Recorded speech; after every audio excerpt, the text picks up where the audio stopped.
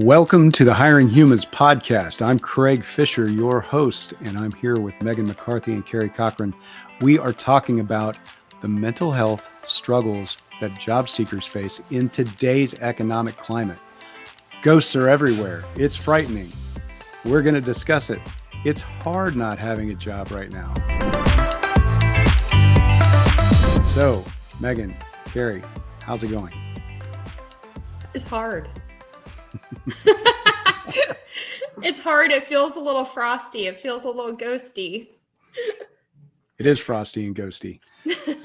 So to give some context, our team at TalentNet Media does projects with employers large and small, mostly large, but they're fractional, right? We do bits and pieces of things on a regular basis. And so people like Megan and Carrie come in and out of our teams in between projects that they're working on for themselves or permanent employment. And Megan, you sort of had the idea for this. Tell us why. Yeah, I really noticed that, especially in the past, probably 4 or 5 months, I've had several friends that have been laid off and have shared their experiences. I'm very big into social media, especially in the recruitment marketing space.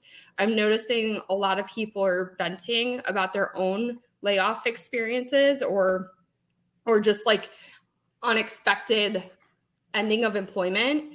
And I'm also noticing a lot of folks in the recruitment marketing space are fragmentally talking about this. And I wanted to kind of bring everyone together, especially for candidates that don't necessarily know the back end of recruitment marketing and recruitment and what's really happening. And I wanted to bring some educational awareness to those that feel frustrated, those that are going through their own mental health issues, whether it be grief from losing this job unexpectedly, not knowing what the future holds, also getting ghosted and applying to several jobs and not hearing anything from folks. And then on top of that, some of their own personal issues that are going on that they're also trying to juggle. So that was kind of my thought to it, and really bringing an awareness both from a recruitment marketing and recruiter audience space and those that are just job candidates that are just feeling that frustration. Yeah, so it's interesting. I wrote the book that our podcast takes its name from, Hiring Humans, and my thesis there is that we're being overrun by automation and technology, and we need to keep relationships at the forefront of recruiting. Now, the book is about using technology in conjunction with good recruiting practices. But Carrie, I know you've been watching this as well. Have you felt like recruiting is leaning too much on sort of the automation process and not doing enough of that relationship building with, our frontline people, the talent acquisition teams, and their potential future coworkers, job candidates? That's a great question. I think 100%. And unfortunately, with recruiting teams, they're so short-staffed to begin with that they don't have the time that they want to focus on providing a good candidate experience or working effectively with the hiring managers. I don't think that any recruiters go into it saying, I want to provide a terrible candidate experience to someone. I mean, if they do, they're definitely in the wrong profession.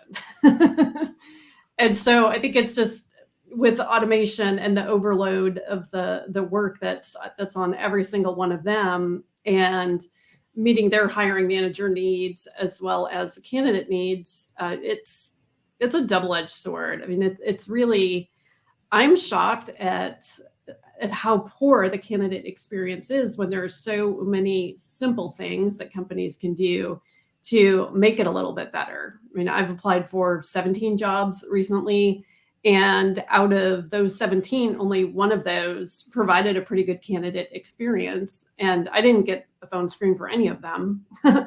Interesting. But the one that did, Smile Brands, is run by someone who is an incredible employer brand leader. And that was the one that had a good candidate experience, even though I wasn't chosen to move forward in the process. So there's a lot that can be done on that.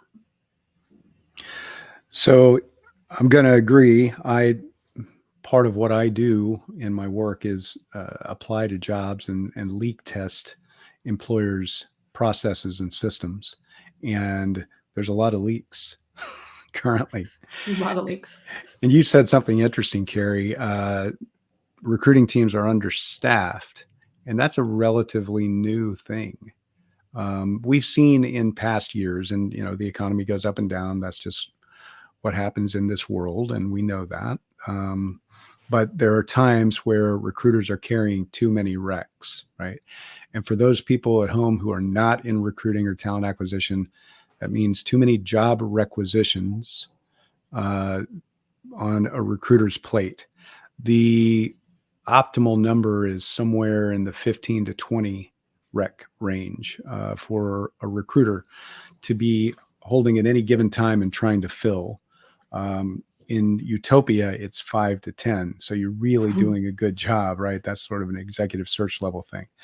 But 15 to 20 recs, 25 is pushing it a little bit. And we've seen customers of ours whose recruiters are carrying 30, 40 and more recs at a time trying to fill them. And part of the problem is we're attempting to use modern automation to do a lot of screening and matching for us. The reality is we've made it with quick applies too easy to apply to jobs, and too many of the wrong candidates are applying to jobs. And so Carrie and Megan, when you, two very qualified people, are applying to jobs, there's too much noise and static in the way of actually getting to the interview, because everyone's resumes now match the job because AI can do that too, right? So True. Where's the breaking point in all this, and how do we get to a better place? Yeah, and I think also on top of the too many applications, not enough qualified, or trying to break the noise, is also with those that are laid off and trying to seek unemployment, you have to prove that you're applying. So when you're getting ghosted by some of these companies and you're not hearing that you even applied and you're now in a black hole, you're like, how do I prove that I applied to that job? Even if it's not a job that you're actually qualified for, you're just kind of applying to say that you've done, your 3 jobs per week to get the unemployment. So I think that that's another layer of noise that's now a burden on the recruiters that are there, and actually looking at candidates to say, like, yeah, you're clogging in my inbox with you're not qualified. Right. Yeah, and that's the absolute truth. And recruiters get a little numb to the fact that, each of these people who are applying with good intentions, right, have some hopes and dreams based in the fact that they are taking the time to apply to this company. And so when the numbers are so upside down, right, we've had sort of low turnover for the past year or so in many organizations at the kind of white collar level, because of economic uncertainty and other things that make job seekers not want to change jobs voluntarily. And so we're sort of doing more with less. We had a bit of a recession last year, whether anyone wants to admit it or not, we did. And so companies are not spending money on talent acquisition like they did. And in fact, talent acquisition teams are getting cut sort of left and right. There's no good statistics on the value and size of talent acquisition teams right now versus a year or two ago.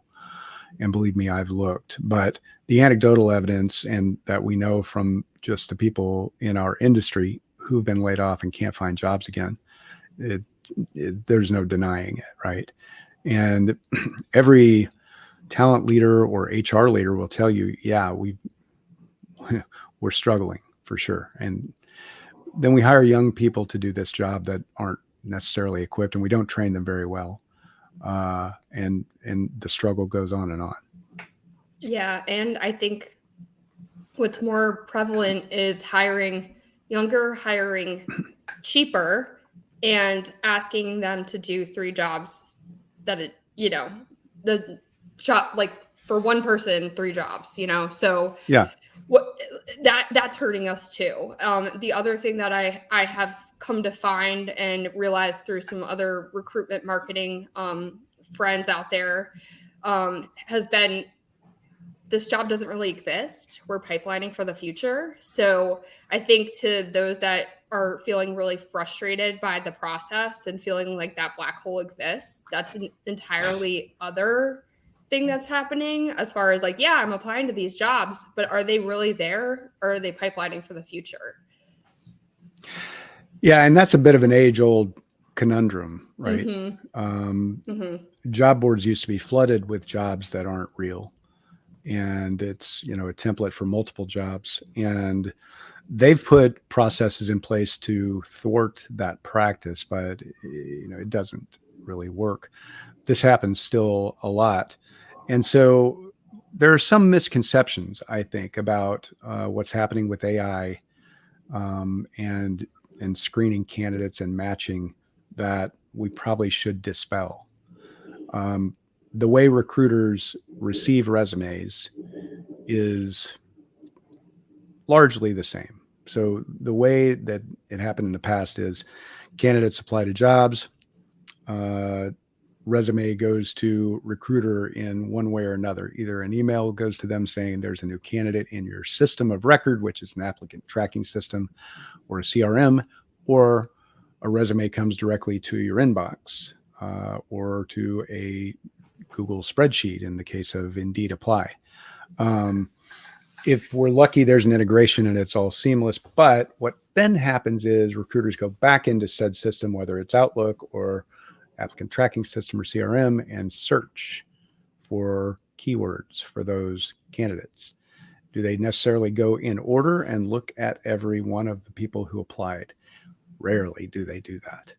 And so it's no different than now the matching technology that serves up the candidates who best match by keyword the job. And, that's a flawed system as well. So it's not changed that much. It's just there are more people applying to jobs because quick apply and easy apply makes it too easy to apply to jobs and not opt in well. Yeah, I would agree with that. Yeah. All right. So let's talk about the dark side of this, which is the despair that comes with, no response and no reaction. I'm sure you've both got some feelings about this. Yeah, especially coming from recruitment marketing where the candidate journey is so important and so critical, no matter what touch point you're at. And we could spend an entire hour talking about that in general, but just knowing this, and again, why I really wanted to tap you two for this conversation is like to not hear anything, to not know, and then to know that I have friends that had not been in this space, and for them to literally have this happen to them after application, it's just really discouraging to me. And on top of that, you're also competing with a clock where you're like, I have bills to pay. I haven't heard back about, unemployment. I'm going through medical issues myself that are also costing me a lot of money. So just, I think the grappling of not hearing back, as well as like trying to compartmentalize that and not have it bleed into your personal scares and your personal issues that you're dealing with, has been very daunting for me and very challenging from a personal perspective. And I just can't imagine how many other people are going through that. I think a lot of people are, as I've had personal conversations with people, but I have not seen many posting about it and talking about it online. And that's why I really wanted to like share with everyone, like, yes, I'm going through this struggle. You are not alone in this. And, I know, Carrie, you probably had similar circumstances, and it's just, that's been the most daunting for me. And again, it's hard to not take these things personally. When you're not hearing back or you're getting rejected and you're like, but I'm perfectly qualified for that job, and I say that with all due respect. Like I don't try to apply to jobs that I'm not actually qualified to do. So I know that. And that's Megan, just been challenging. let's talk a little bit real quickly about your background, and then Carrie, I want you to go next. But you mentioned that you're from a recruitment marketing background. Tell us about your job history, what you've done, and let's kind of set the stage for the fact that you are a great candidate for these jobs. I worked for Hilton for the better part of 10 years, and it kind of led me into, what is now kind of considered the employer branding and recruitment marketing space. I don't want to say an early age, Craig, because we know it's been around for a long time, but I just mean when it became more mainstream. And then I've also worked for a veterinarian company, and I did some recruitment marketing for them. My specialty is really in social media. So but again, candidate journey is so important in every touch point that you have when you're interacting with them from start to when they are looking to when they leave and maybe boomerang back. And then I've also worked most recently with Nestle doing recruitment marketing and for the hourly space. So I have had some experience with it, but I will say that even just working and coming from hospitality, storytelling and employee culture and employer branding is a very, very important step in your reputation as a company. And they, I think, do a good job at that. But I think that's what I'm so passionate about and why I feel so passionate about what's happening right now. I don't feel good about the way the market's going. I don't feel good about how I'm being treated as a candidate, in this journey. So yeah, I hope that answered your question, Craig. It does. So Carrie, do you want to start with kind of giving us a little bit of your background and then give us any personal stories about, what kind of space are you in? Depends on the day, Craig. Sure. Over 10 years experience with employer brand and recruitment marketing. Started out with a contact center solutions company where I was doing employer brand and recruitment marketing when didn't even know that that's truly what it was called. And after that, I went to Hilton, and that's where Megan and I met and formed a fast friendship. And here we are many years later, still working together and being able to do that on projects, which is awesome. Worked for a regional bank and was their VP talent attraction specialist, was there for 3 years, worked for a payments company, done a lot of fractional consulting with you, Craig. And I also have my own company, Carrie Cares Employer Brand Consulting. And so just a little bit of everything. And I'm very passionate about storytelling, the candidate experience, and making a difference with heart and humor. Mm-hmm.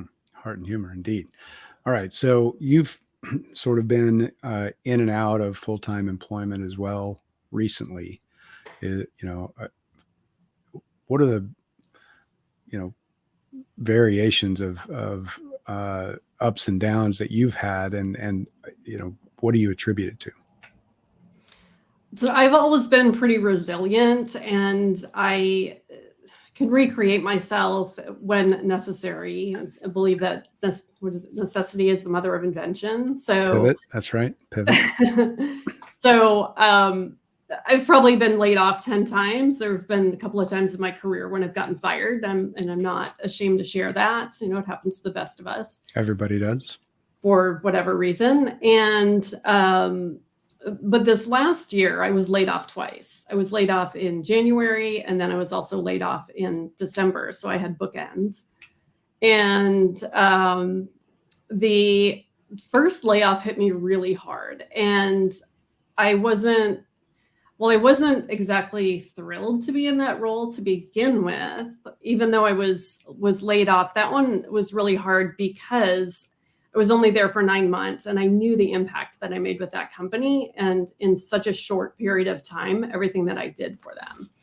And so that was kind of a gut punch on that one. And it was traumatic, and I didn't realize that there was trauma associated with that layoff until much later. Yeah. And people deal with traumatic situations in different ways, and I probably did some things where I didn't cope in the best ways possible.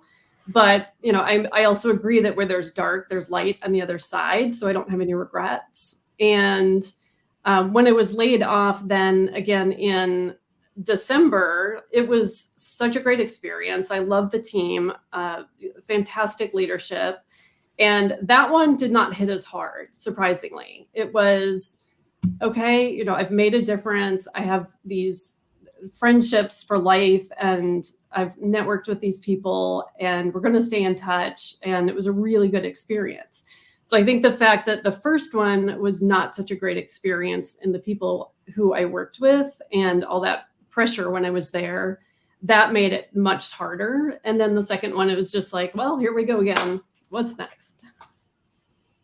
Are you saying it gets easier with time, Carrie? You know, after 10 of them, you just kind of be like, okay, got to do it again.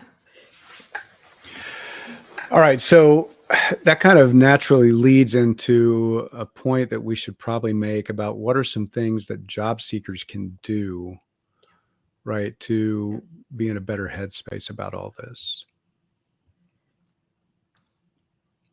Want me to go? Yeah, you can go first. I think for me, I mean, number one, don't take it personally. If you're being laid off, you know you did a good job. And it's 9 times out of 10, it's not about you. It's about the business. It's about the bottom line. And they're going to make those decisions regardless.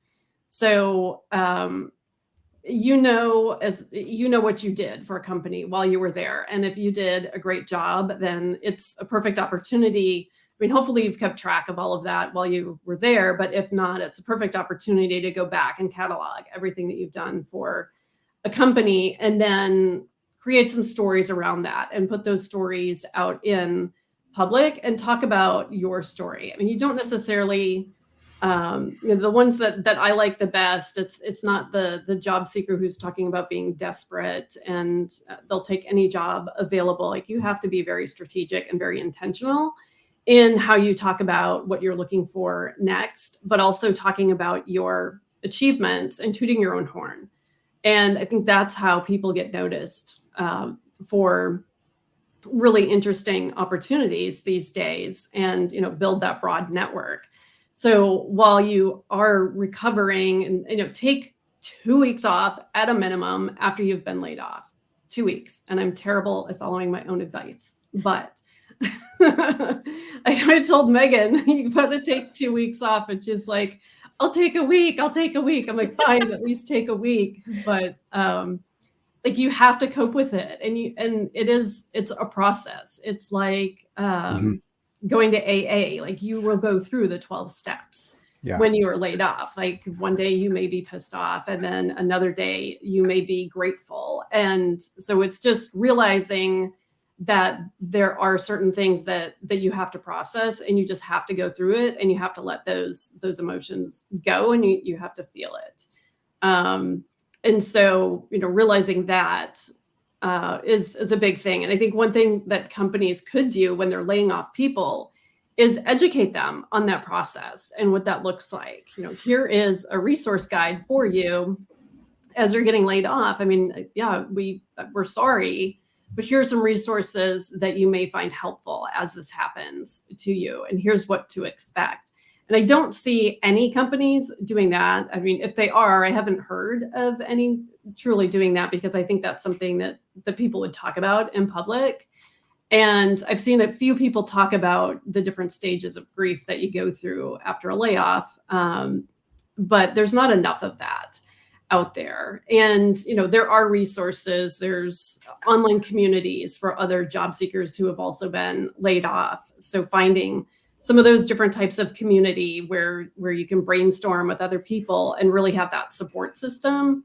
And, you know, there are many other things that you can do while you're going through that. I mean, one of the things that I enjoy is the Daily Ohm, which is, very inspirational and a lot of different messages on different areas of, you know, mind, body, spirit, and making sure that you're taking care of yourself in that way, because you have to be the best you in order to be the best for someone else.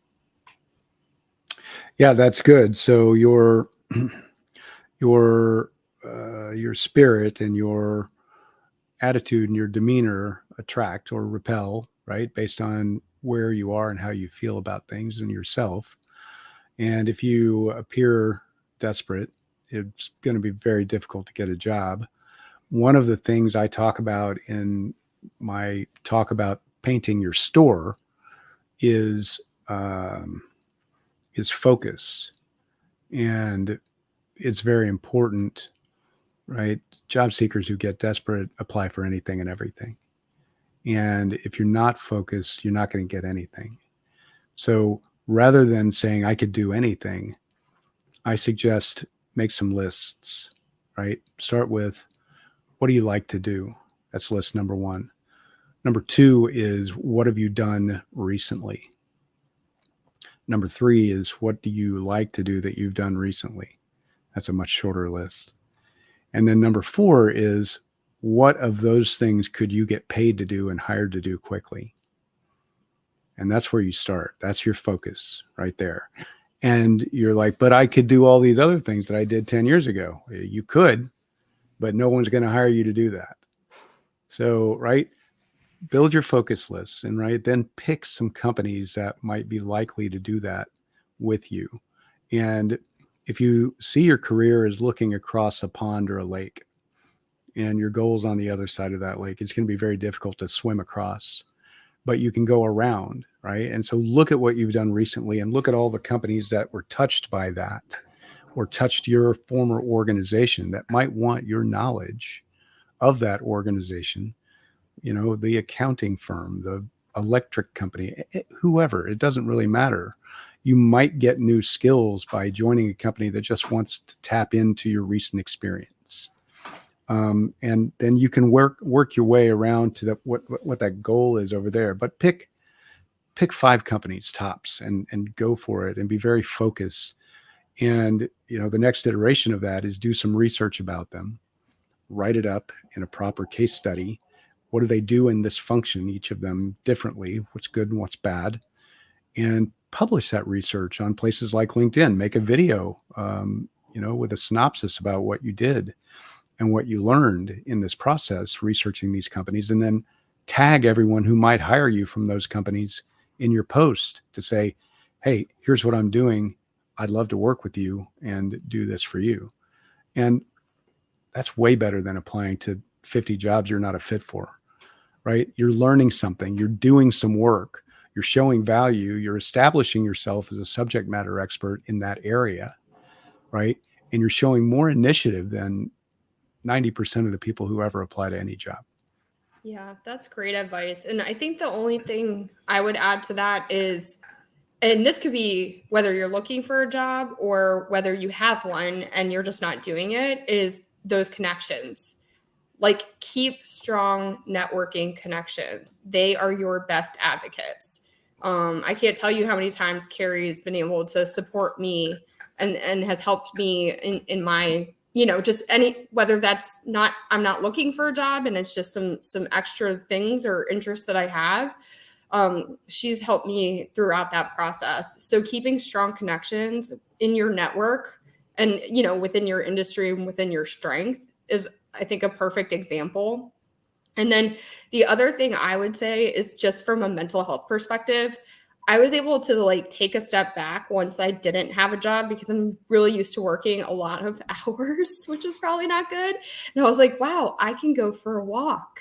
I can create some time for myself. So it became a little bit more of a physical and mental health opportunity for me to take a step back and actually appreciate, even while it's you're grieving in that process, you're actually able to achieve some sort of normalcy that you forgot or didn't know you didn't have or didn't do and before that. So that, I thought that was at least a nice cherry on top of a daunting mental health. I would agree with that, Megan. I mean, with my last layoff, no, the second to the last one, it was really nice outside, so I worked on my tan a lot.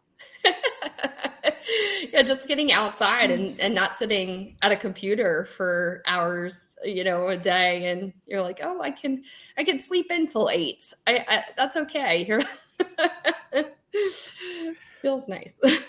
unless you're old like me, and then it's impossible to sleep until That's 8. fair. It's fair. I do still set an alarm as a routine for myself. I don't want to get into, not having a routine, but The coolest thing about an alarm for me is my ability to wake up 2 minutes before the alarm. that's like clockwork. Just Right. kidding. Right. So, what are some things that employers can do to recognize their situation, improve candidate experience, and help to humanize the process and show empathy for these job seekers who are a good fit for the job and should have a fighting chance for it? Carrie, I can let you take that one first. I have a few thoughts. Okay. I gotta give it some thought too. Okay, I can go. So essentially, I think about the employer, and I don't know who they are because a couple of people have done this where they have literally kind of felt like they were going to get laid off and put their phone up to record how they were being laid off. I think that is definitely something you have to have empathy for as you're having a conversation. I'm not saying whether you record it or not. I think that's a different conversation, maybe for a different day, but Maybe I'm just for an saying, attorney. what's that? Exactly. Maybe for an attorney. Right, exactly. That's a different conversation for a different day, but I think at least the reaction that I learned from that, from the employer, was the lack of empathy, the lack of, true concern and feeling sorry. I understand these are uncomfortable conversations, but you are in HR. So that's kind of comes with the territory. Mhm. I also think what Carrie said is having resources that is like, hey, here's a list of other jobs that are like that you could potentially look into. I know during the pandemic, Hilton was wonderful about partnering with different organizations that they knew were going to be hiring to say, like, we have a whole list of incredible talent, that we would like to take your way. And they were able to provide a list, and provide references. And that, I think that's just as important. But the empathy part, I feel like that's lacking. Mhm. It's, It definitely is. And to add to that, Megan, so one of the companies that I worked for, the interaction was literally 30 seconds long. And it's like, hey, not thank you so much for everything you did for us while you were here for X number of years. You made a great contribution. It was 30 seconds, and we'll send you your paperwork.